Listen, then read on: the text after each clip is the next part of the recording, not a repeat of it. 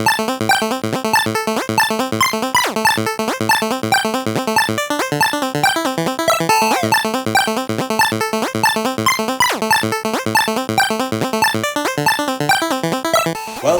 to this week's episode of the Relly and Deli podcast. I'm Relly. And I'm Deli. And today we are talking about The Devil Wears Prada Parte 2. Sequel. Oh my God, the bad. Miranda. Ooh, the bitches. She's a bitch. Oh, they don't remember. What's all going on? Stanley Tucci. And Tucci. The bald-headed Tucci. So yes, we are here to talk about The Devil Wears Prada Part 2, the sequel to the 2006 film The Devil Wears Prada. Correct. This movie is literally a sequel 20 years in the making. Yeah. I feel like people wanted this like pretty much instantly. I will say that Part 1 is not on my list of faves. I get the appeal, but I think I missed the rollout. Because I didn't see it when it came out. I saw it like years later when it had kind of been memed to death. In a way. Like it had been referenced so much and there was so much like a part of the pop culture zeitgeist that I was like, well, I don't really need to see it because I kind of know what's going on. But I do think Part 1 is worth seeing. Part 1 was infuriating to me for a few reasons, but that's not what this is about. Oh, well, I'm here to say that, I feel more or less the same. Probably more. I did not enjoy the first film, and I did see it young, and I spent a lot of time in Miami at art school. It is so heavily quoted. The worlds love it and watched it at several viewing parties with friends, and and you know what? I think for me too, it was primarily because as someone, and everybody knows, this is a very strong women matriarchal point of view that I love and I enjoy. I really don't care how nice she is.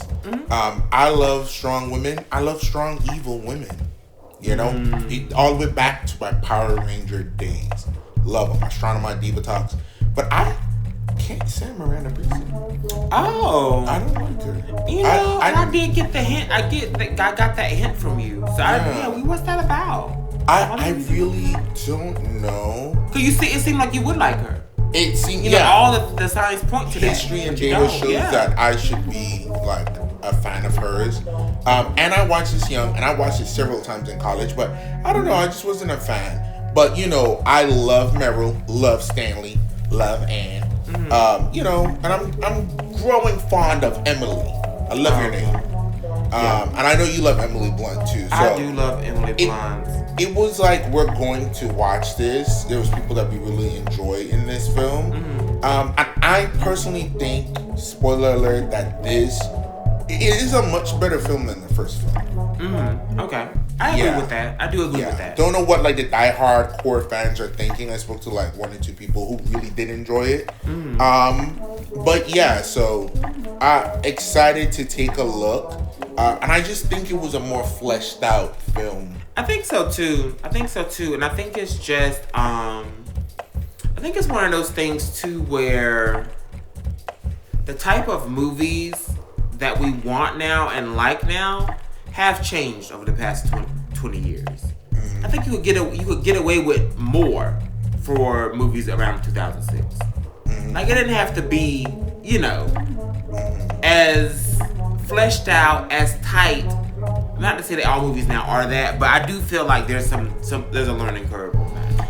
Yeah, I think that helped. I feel like at that time too is like they were playing around with, and I can say this, I think The Devil Wears Prada was probably a little too realistic in the sense of like there was that one film with like Jennifer Aniston and Vince Vaughn, and they were a couple, and it didn't end well. I don't think The Devil Wears Prada ends fucking well. It's not like a happy ending type of film. It's very like, well, I guess, this is how it all kind of shook out. Yeah. Part 1 does end that way. The relationship was trash. That fell apart. Yeah. The job and everything was what it was. people got screwed over, and it kind of was like, well, Fashion Week is over. Yeah. You know, that's kind of how I remember it. And it's not to me like some fond fairy tale story that people try to make it seem. I mean, yeah. And there were a lot of films, I think, around that time that were coming out that was just like, but what if life wasn't great? And you know, when I watch these type of films, if I wanted reality, I would turn the TV off. You know, if I wanted a slice of life like this happened to me, and there's no good outcome, I would just turn off the TV and walk outside and continue to do what I do.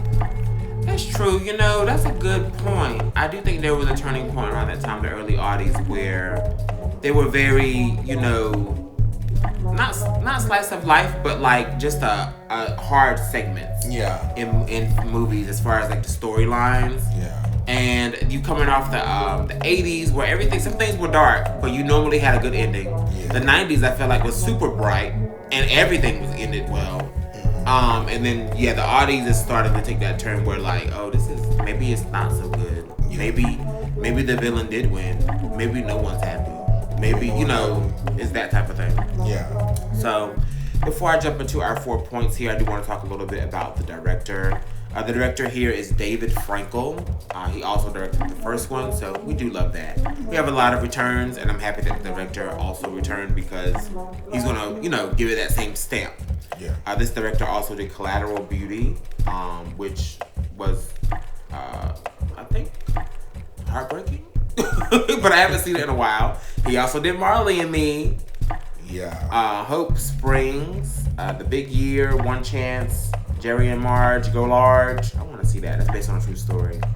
Miami Rhapsody and a few other things. Now, as far as the story is written by Lauren Weisberger, and she's an American writer, and she has a lot of books under her belt. So I guess I didn't know that The Devil Wears Prada was based on a book. And I mean, in some shape, way, or form, because she had, The Devil Wears Prada is a 2003 book. So I can't say that. And they have Revenge Wears Prada. That's a 2013 book. I'd be interested to see how closely this is to that. I mean, probably not that close because it's like 13 years old. But When Life Gives You Lululemons, it's very like fashion, you know, fashion-oriented things. Chasing Harry Winston, The Wives, Everyone Worth Knowing. And everything has like these heels. Like, what's this? The Last Night at Chateau Marmont. I might have to get into Lauren. I might have to look into Lauren. For those of you who don't know, I am an avid reader. So on the side, at any given time, I'm reading 2 to 3 books. Between a couple of different reading groups. So I might have to put Lauren in rotation. I'm going to save that tab.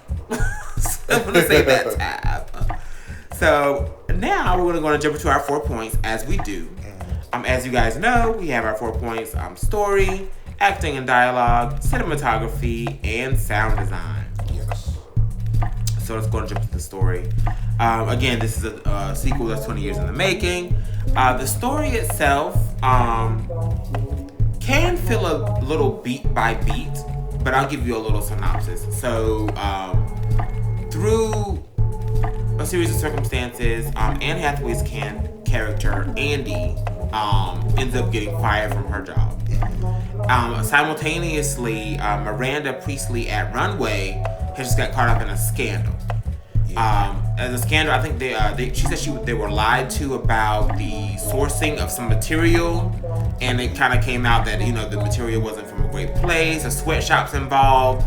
You know, it is unfortunately a common story with a lot of fashion brands. I remember this being a real big thing, just like, oh, sweatshops, you know, underpaid workers, you know, horrible situations.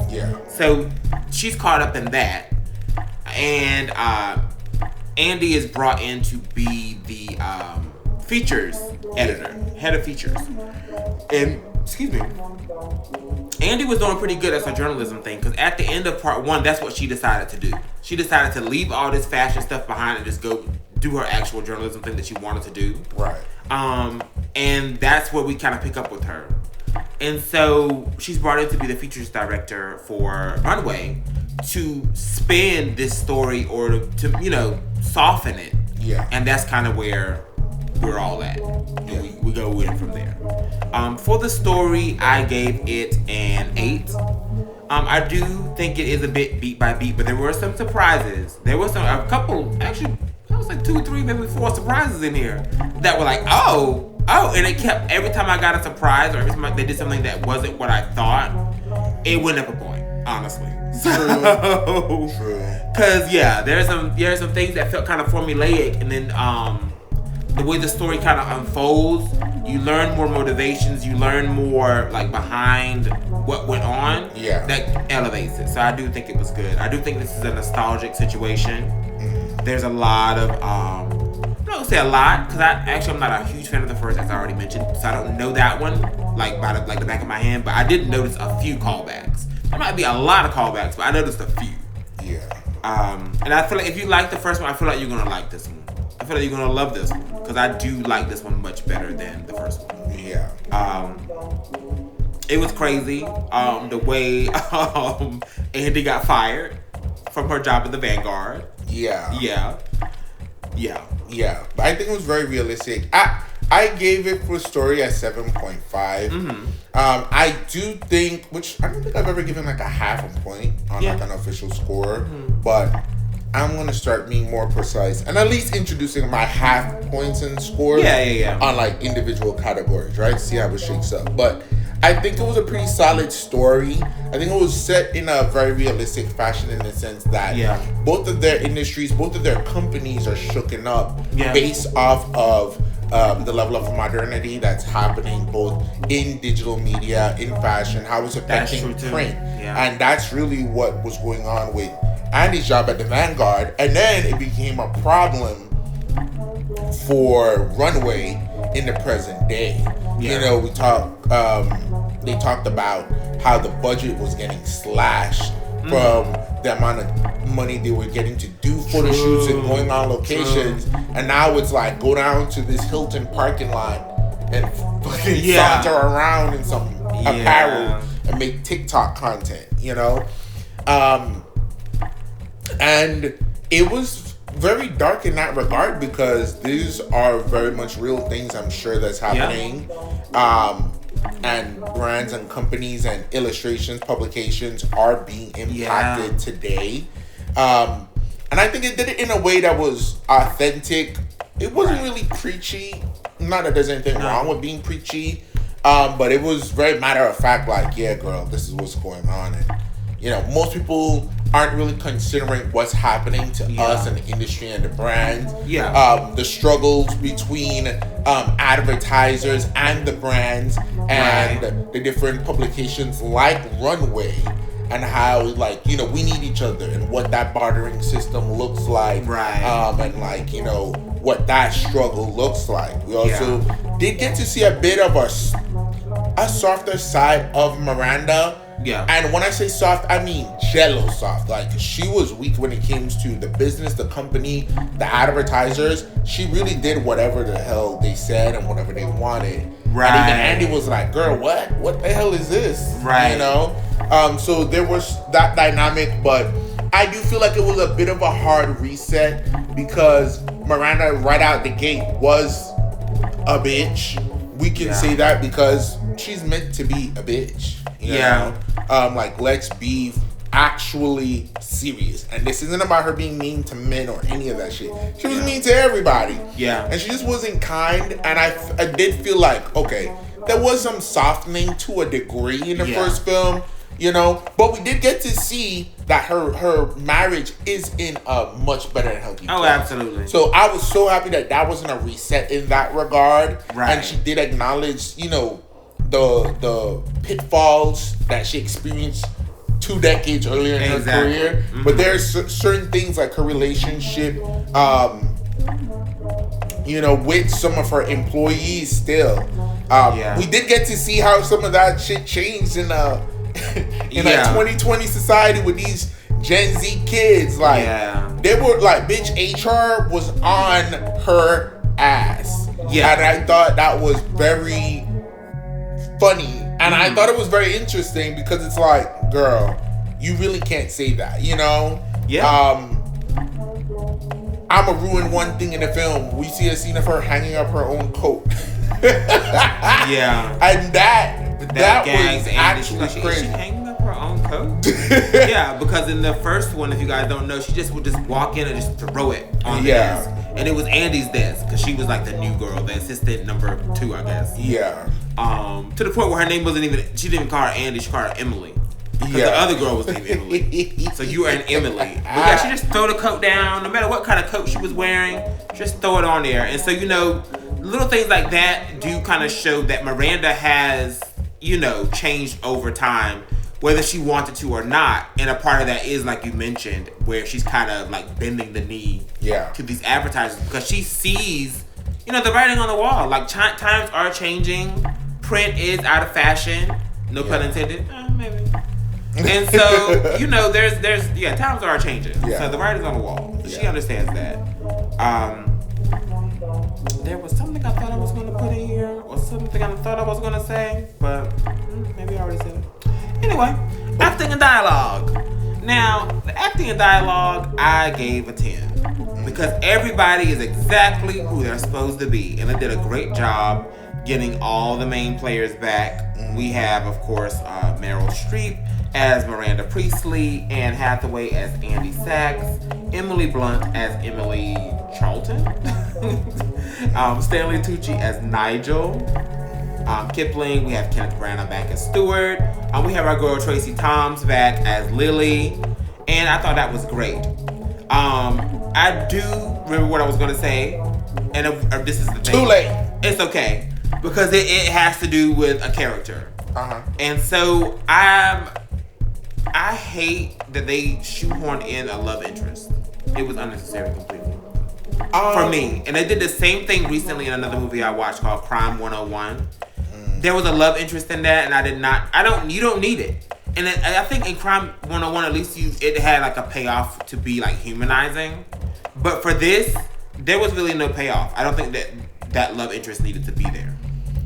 Yeah, I think because the first film had a love interest that didn't pan out, I think they wanted to really bookend the series and be like, this is a completion.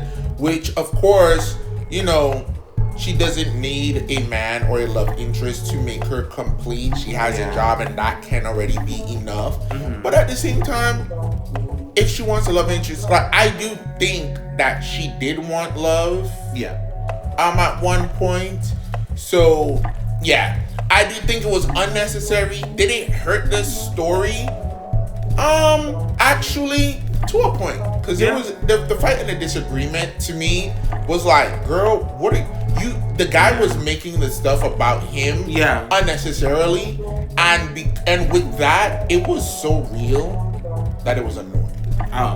It was so real because there are a lot of men that was like she's like, oh, this is just a bastardization of whatever, and he was like, that's essentially what I do, Andy. You're destroying like my career, like you're attacking me, and she's like, bitch, who the fuck is talking about? This is about me, not you. And sadly, a lot of hetero men do that in relationships with women in conversations that have nothing to do with them. Maybe that needed to be personal. Maybe that needed to happen then, because I'm not hetero, so I don't give a shit.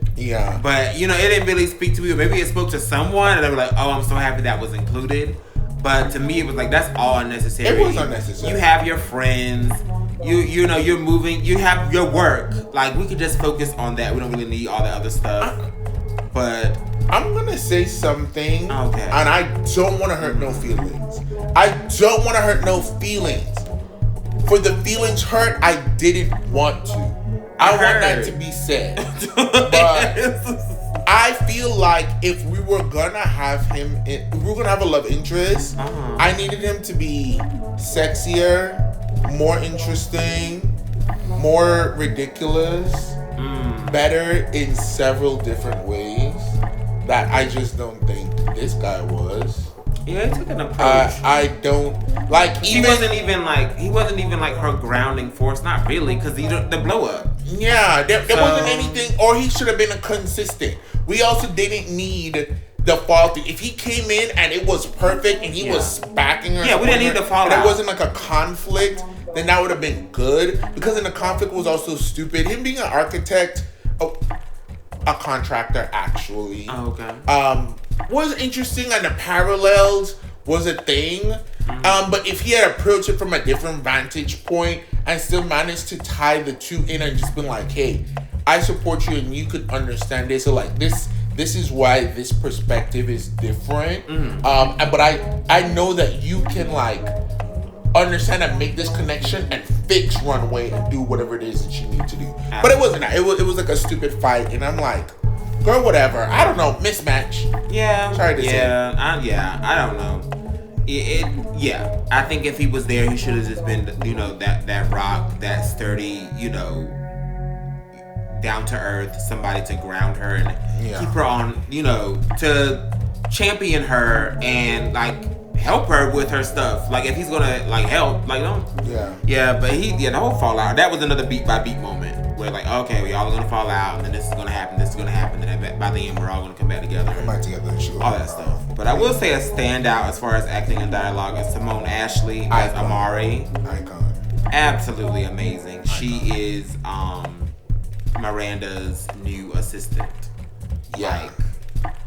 She's really good. Even more so than Emily was in part one. So, she keeps her on, Miranda like HR.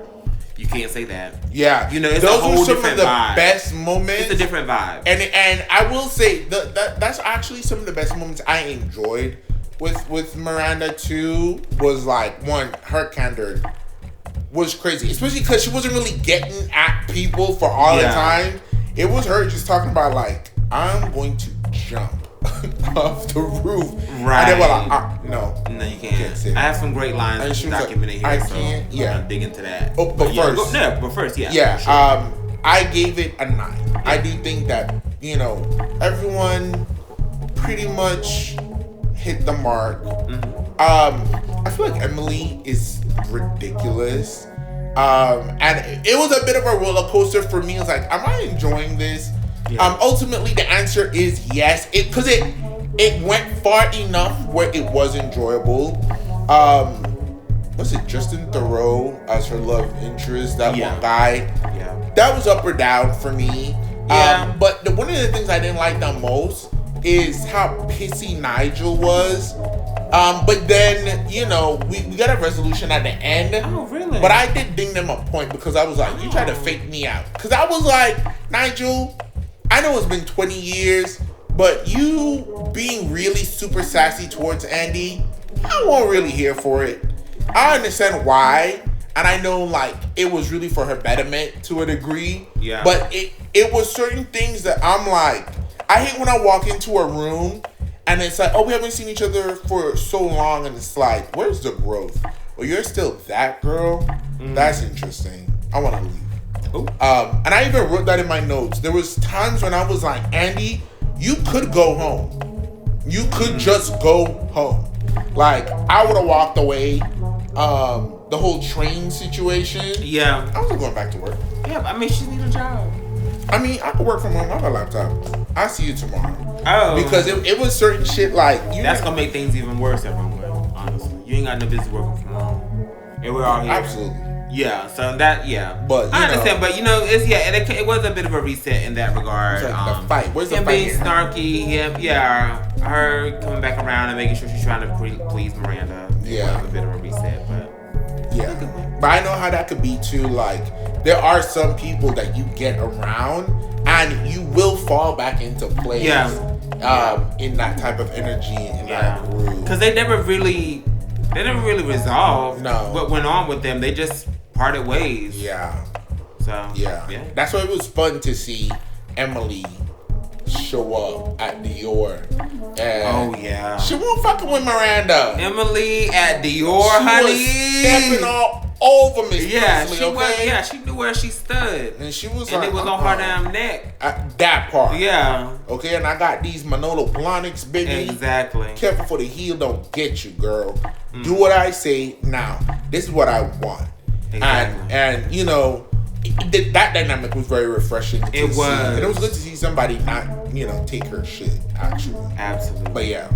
Absolutely. So they have a few lines here. I'm not going to read all of them now because I just don't want to take up all the time. And I don't want to spoil all the things for you. So, first off, look what TJ Maxx dragged in. Hilarious. Oh my God, I have to pee. I had a venti. Wasn't worth it. Yeah. And yeah. May the bridges I burn light my way. Iconic. That was so good. And she blew her face tapping manifestation. Yeah. Yeah. It was good. I got two. I got two for sure. When she was in there, and it was so crazy because I was thinking it. When they showed the first visual, and Miranda was like, were you there when they filmed this? Yeah. And he was like, yeah. She's like, so the intent was to make them look like they were sauntering around in the Hilton's parking lot after leaving a methadone clinic in New Jersey. And he was like, oh, and then Mari was like, you can't Miranda. say that. She's like, I can't say that. Methadone or New Jersey? Right. That shit had me crying. And then Nigel did get fucking Andy's ass together. He was like, did you need this job? Right. Did you take this job? Right. So figure out a way to do this job. And he walked away. Right. And I was like, Nigel, boo, you ate that up. It was tough love. You didn't have to do it though. Yeah. It was tough love. It was very much tough love. Because, he sees where she's at and he's like, well, I can't be softy. I'm gonna have to really, she needs this. Yeah. But yeah, Simone Ashley, one of the best people. I think that was in it. It was good to see. I got up and down feelings about him, but I think he did a very great job. Caleb Heron, as one of the new assistants. Yeah. And then the GOAT. Oh, I don't know if this would be a spoiler. I'm gonna say it, and then you can decide if you want to take it out. Fine, then I won't. Okay. Trendell says no. Yeah, you shouldn't say it. You just shouldn't say it. Do you know who I'm gonna say? No. Fine, I won't. But one of my girls is in it. Yeah. One of my girls is in it. Amazing. Love to see her. Don't get to see often. Yeah. She should be everywhere. She should be, and she was at one point. We could check in on her. Yeah, she was on TV. She was on TV. Yeah. But yeah. Anyways. What's going on with her? Now, I do want to talk about the cinematography of the film, and I think, I really tried to make sure I could find identifiable moments to give it a fair score, because it's not a rom-com. No, it's a drama. It's comedy. Yeah, drama, comedy, drama. But yeah, I want to know what were your thoughts on the cinematography? Were there specific shots that stood out to you? Did you include the fashions also for your scoring for cinematography? Where are you at in that category? So I did include the fashion, but there are some particular shots that stood out to me. I gave cinematography an 8. Okay. They have a good use of montages. They really, and I qualify a good use of montage as something that's interesting, but we don't need to see every single part of it.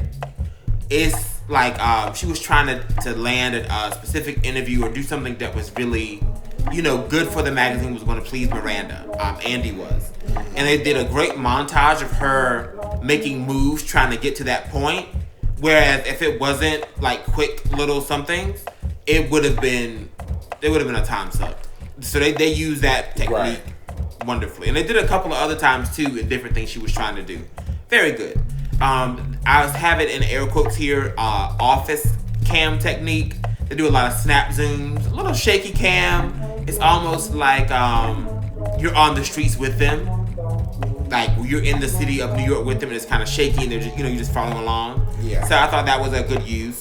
There's also this great shot of Andy sitting on this chair, crisscross applesauce, and there's something about the composition of the shot it's just top notch. And the fabrics, the framing, the textures, That was a good shot for me. Yeah. And then there's another one that was in the trailer. There's a great rotating shot of Miranda, and she's just in the midst of the town. The courtyard. Yeah, the courtyard, and it's just like, the lights. You in that tassel jacket. Yeah. I give cinematography an 8 also. You know, I'm gonna say something that might be inflammatory. I thought the fashion was really great, but I think a lot of the fashion show stuff was happening in montage form that I didn't pay attention to the models. I feel like it was too quick to their outfits as characters and how they looked. Like Andy had this one like sequin suspender tie moment that was ignorant. Miranda in that tassel jacket. I think, you know, I've seen this TikTok. I feel like it's 5 points of fashion, but I for sure remember 4, which is like color, texture, silhouette, and shape and pattern.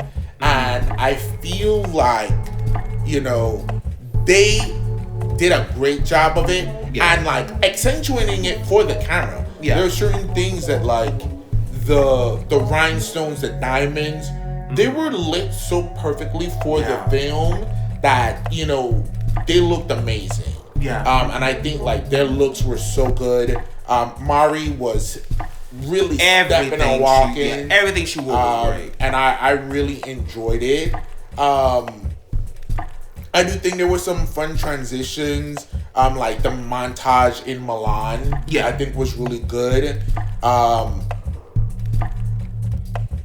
One of my favorite scenes. So there's a plane scene.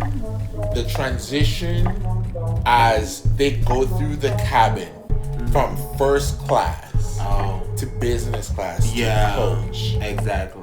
That is one of the best scenes in the film, just because like it's almost that was like really a good. horror. That was a good shot. But it's comedy. And the it was further so back good. you get, it's just more and more hell. That was done really jumping good. on the boat and going out, and that also impacted the sound design. I'm going to talk about a little bit later, but you know, when they were in Milan, we've been looking at a lot of Italy stuff recently, and it was just beautiful being on the boat. Me and Taki were talking about moving overseas last night.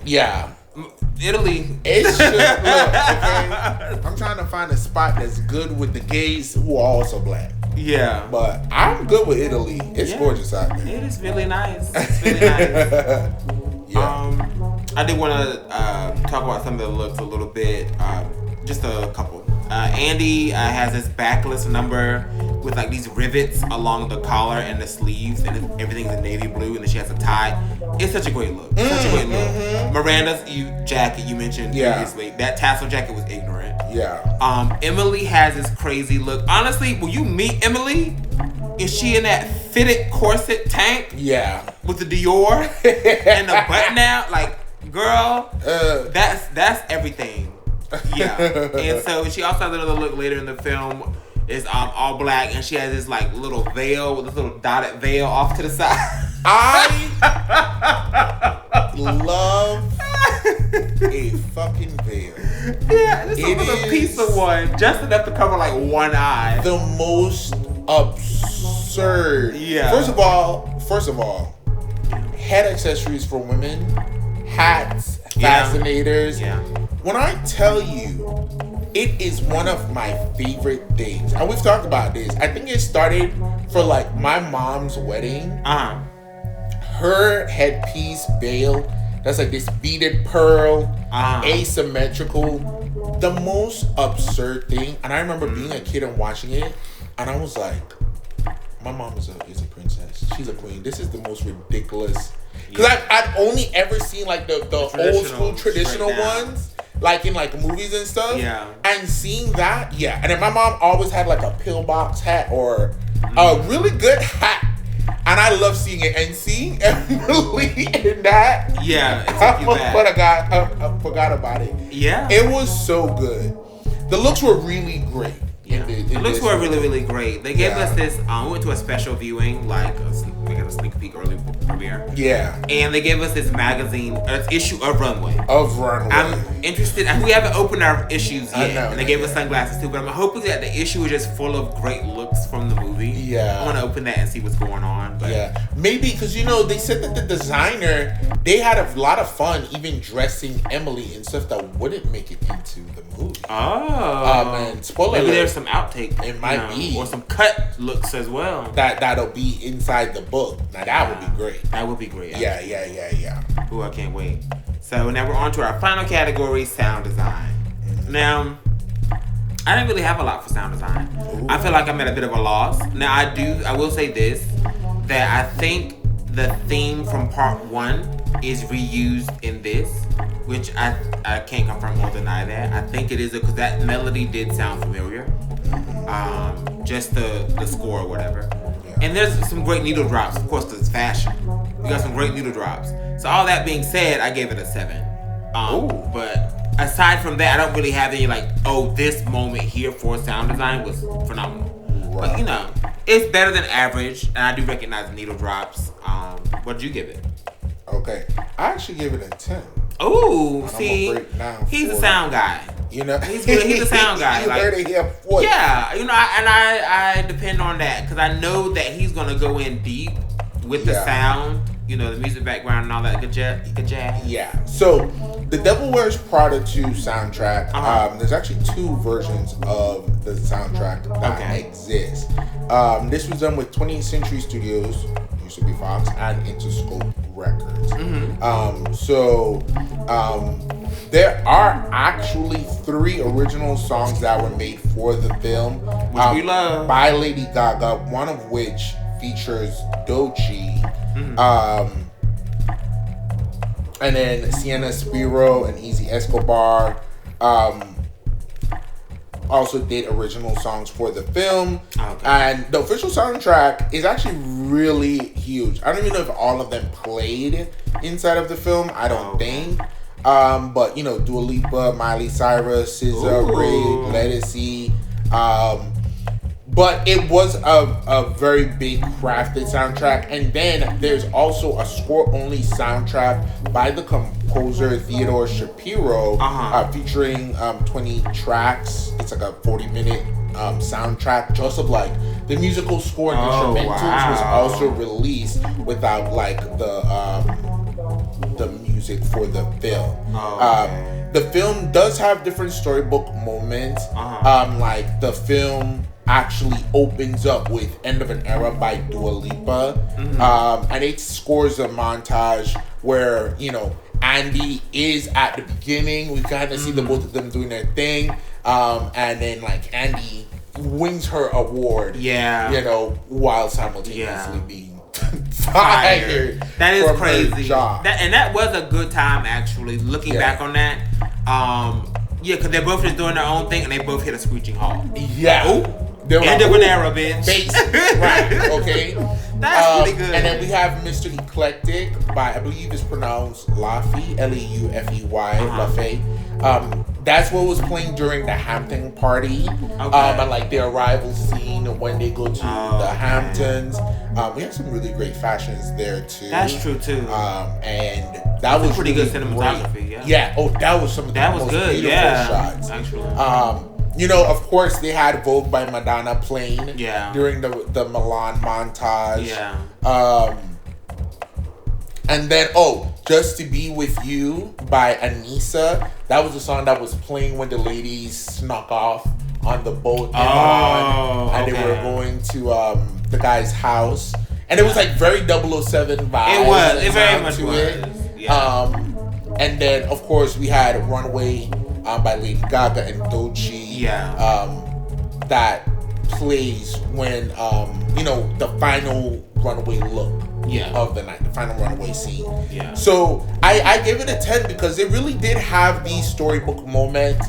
Things again like Yumi and Tuscany. The goal. Gotta go to Italy. We gotta go to Italy. That's coming up. But they use songs to score actions and really kind of give us a storybook of like, this is what's happening or this is about to happen. Yeah. This is what's going on in the film. And that was something that was very oddious too, that we don't see too much of anymore. So it's really great to see a lot of films have been doing it. That's so far true, this a lot year. a lot of times movies just use whatever is popular. Exactly. Whether it fits the moment, kind of. Yeah. But it's really just like, oh, this is a song that's trending on TikTok, so we're gonna use it. Like when we watch Bad Moms, that was honestly a fucking 2015, 2016 just airgasm of like, if it was on the radio, it was in that movie. Film. And some of it made sense, but it really was so just cringy. It was so cringy. About this is what's on the radio. Yeah. But I do think that they put some care into this film. They're telling a story. And even right down to the credit songs that played Glamorous Life by Lady Gaga. I believe it's one of the new songs also for the soundtrack that played down to the credits. So I do think that like throughout the film they wove it and really used the lyrics or the titles of the song to really help drive the story and give us a better. So for that, I did give it a 10. Very good, very good. I love that. So my overall score is 8.25. I got an 8.6. So yeah. We're on the same page. Very much we the really same enjoyed page. this. I really thought it was a good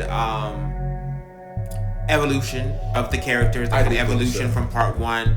Yeah, this was really good. I'm actually falling in love with it all over again, and I could low-key watch the end right now. So yeah. Anything else? I do think that it was a good evolution. I think it's less of a sleepy time than the first film.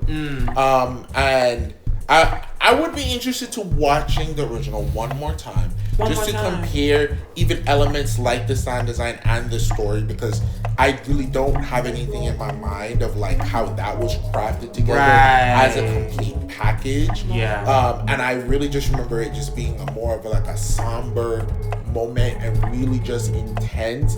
And maybe because I watched it in art school, that's what I was about to say. Maybe triggering. Maybe you were in a somber moment. An intense moment. I can accept that. Like maybe I'm putting things on it that didn't necessarily feel like for the vibe and tone. But I do think that this was a more bright film. It was great to see young creatives in it and seeing some new shining stars. It was good to see, at least a secondary lead character, a supporting character who was a brown person, killing it and cracking up and being very funny. I love the fashions and the looks. And I do think that the sound was very much intentional, and I think it's a solid watch. Absolutely. Yeah. I don't think this film is gonna have any trouble. I don't think so right now at all.